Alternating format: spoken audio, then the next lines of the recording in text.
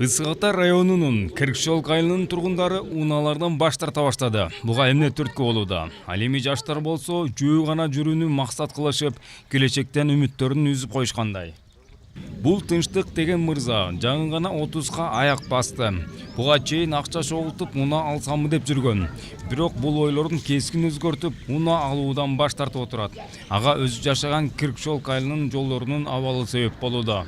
Жолдорубуз мындай болсо, мен машина алсам, мен столдон эле чыкпай калам го. Ходовкага кетет, тиги кетет дегендей. Ошол машина ала албай эле, жолубуз начар, айдай албайбыз.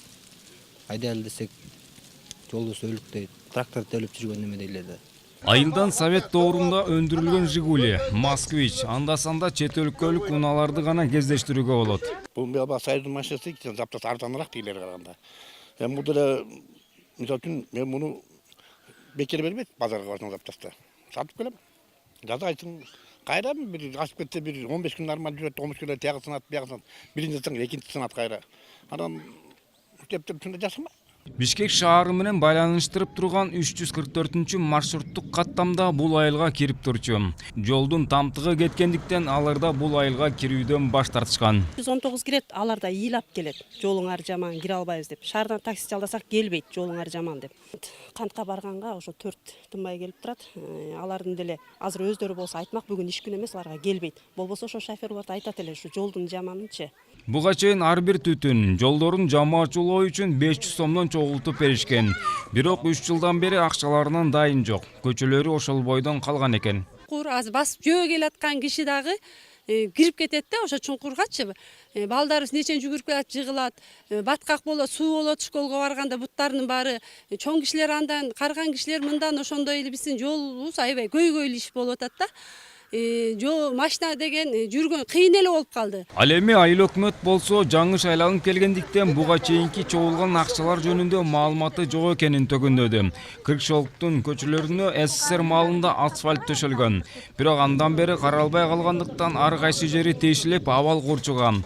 Жергиликтүү бийлик болсо жылдык бюджети 16 миллион сом болгондуктан бул каражатты эч нерсеге жеткире албай жатканын, келерки жылы кичинеден асфальт төшөй баштаарын убада кылды. Жергиликтүү бюджетке быйылкы жол ремонту каралган эмес. Эмдиги жылкы жергиликтүү депутаттардын атынан сунуштар бар. Жолдорду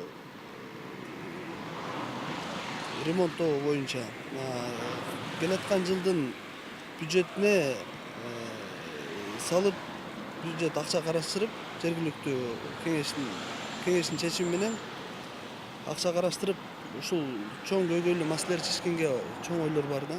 Жалпы Люксембург айыл аймагында 7000ден ашкыраак калк жашаса, анын ичинен Киркшолк кыштагында 2200 киши жашайт. Жолдун узундугу 7 чакырым аралыкты түзөт. Ал эми тынчтык көңдүү айылдыктар жолдун оңолушун күтүп жатышат. Анткени алар эл катары унаа айдап, үй бүлөсүнүн жашоосун оңолгусу келет.